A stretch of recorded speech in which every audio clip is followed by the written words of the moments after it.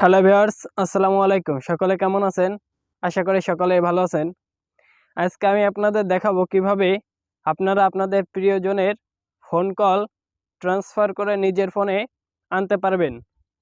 সেটা হতে পারে আপনার বয়ফ্রেন্ড, হতে পারে গার্লফ্রেন্ড, হতে পারে এ টু জেড, সে যে কেউ আপনার হতে পারে। তার ফোনের কল আপনার ফোনে কিভাবে আনবেন সেটা আমি আজকে আপনাদের দেখাবো। এটা করার জন্য আপনাদের জাস্ট তার ফোনে কিছু কোড আপনাকে ডায়াল করে দিতে হবে।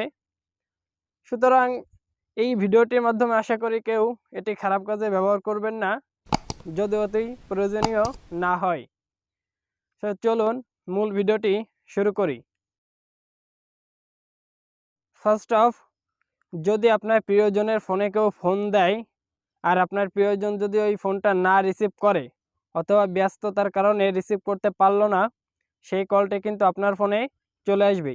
এই জন্য আপনাকে তার ফোনে ডায়াল প্যাডে গিয়ে ডায়াল করতে হবে **6 যে নাম্বারে কলগুলো আনবেন ওই নাম্বারটা, এরপর হ্যাশ, এরপর ডায়াল করে দিবেন। দেখতে পারবেন কল ফরওয়ার্ডিং ওয়াজ সাকসেসফুল, অর্থাৎ কাজ হয়ে গেছে।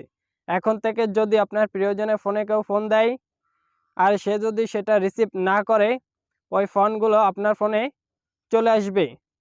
যে কল দিয়েছে সেও বুঝতে পারবে না, যার ফোন থেকে এসেছে সেও বুঝতে পারবে না।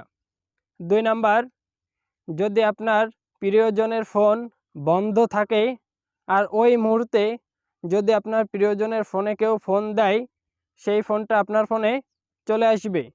এর জন্য আপনাকে তার ডায়াল প্যাডে গিয়ে ডায়াল করতে হবে **6 2* যে নাম্বারে আনবেন সেই নাম্বারটা অ্যান্ড লাস্টে হ্যাশ এবং ডায়াল করবেন।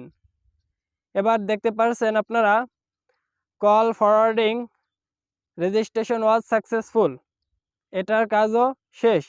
যদি আপনার প্রিয়জনের ফোনে কেউ ফোন দেয় আর ওই মুহূর্তে যদি আপনার প্রিয়জনের ফোন বন্ধ থাকে, সেক্ষেত্রে ওই ফোনটি আপনার ফোনে চলে আসবে। 3 নম্বরে দেখাবো, আপনার প্রিয়জনের ফোনে যদি কেউ কল দেয় আর এই কলটি যদি আপনার প্রিয়জন ব্যস্ততার কারণে কেটে দেয়, সেই কলগুলো কিন্তু আপনার ফোনে চলে আসবে। এর জন্য আপনাকে সেই প্রিয়জনের ফোনে ডায়াল করতে হবে **6 7* যে নাম্বারে আনবেন সেই নাম্বারটা অ্যান্ড পরবর্তীতে হ্যাশ ডায়াল করবেন।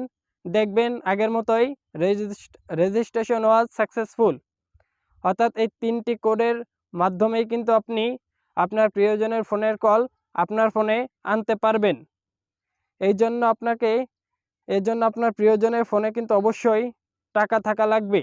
এই সার্ভিসগুলো আপনারা পুনরায় আবার কিভাবে বন্ধ করতে হয় সেটা আমি দেখাচ্ছি। আপনার প্রিয়জনের ফোনে ডায়াল প্যাডে আবার গিয়ে উঠাবেন ##6 ডায়াল করে দেবেন।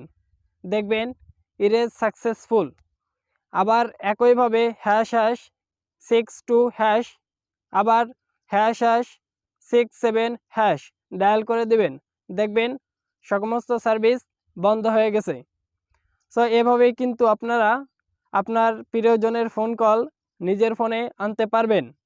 যে ফোন দিয়েছে সেও বুঝবে না, যে যার মোবাইল থেকে এসেছে সেও বুঝবে না।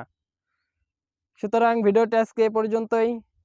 কেমন লাগলো অবশ্যই কমেন্ট বক্সে জানাবেন এবং একটা লাইক দিয়ে দেবেন। সবাই ভালো থাকবেন, সুস্থ থাকবেন। আল্লাহ হাফেজ।